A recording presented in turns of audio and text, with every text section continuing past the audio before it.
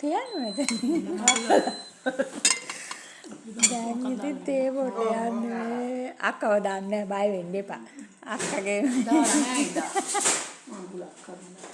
වලන්නකො මෙයාලගෙන් දැනුම් අහලා ඉවර යන්නේ අප්පා හොදක් කරන්න ගිහිල්ලා දැනුම් තමයි. හරි බොන්න තේ එක. අන්තිමටයි තේ බොන්න දුන්නේ නැහැ කියලා මෙයා කල්පනා කරනවා කෝකද ලොකු එක කෝකද හොඩි එක. නින්ද ගනින් අර තමයි ටිකක් අඩු වෙලා තිබුණාට මම කලන්ත කරගිල්ලා හැදුනේ. කවදාද? මට මෙතෙන් තිබ්බේ කරන්ට් කරගිල්ලා කියලා මං කිව්වේ. ප්‍රෙෂර් එක අඩු වෙනවා. මම චොක්ලට් ගොඩක්. අර බැලුවා ඊට පස්සේ සීනි හොඳයි කිව්වා ප්‍රෙෂර් එක. කවුද සෝමද බැලුවා? ඊට පස්සේ ඒ වෙලෙම දෙහිගෙඩියක් මිරිකලා යදුන්නා බොන්න මේ සීනි ටිකක් ගන්න.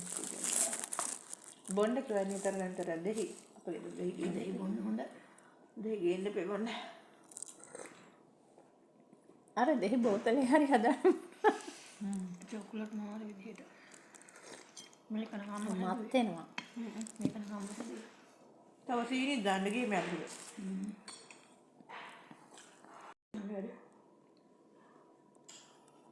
මත් අපෝම මොන්නේ රසයි ඒක අඩියට බිස්කට් කුඩු දාලා අර අපිට කන්න ගියන් දෙන්න ඔයාලා අම්මා ඒ බිස්කට් මම උදා එකකට 8ක්ද 10ක්ද කුඩු කරන් දාලා හැදුවා ආ ලොකු බිස්කට් එක දාලා ලොකු බිස්කට් එක අඩියට දාලා එලලා හැදුවා උඩින් ඔක්කොම අරවා ගේම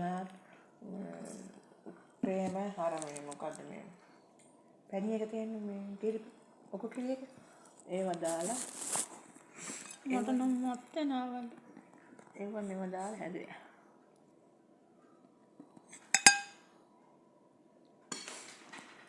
මේව තමයි ගන්න චොකලට්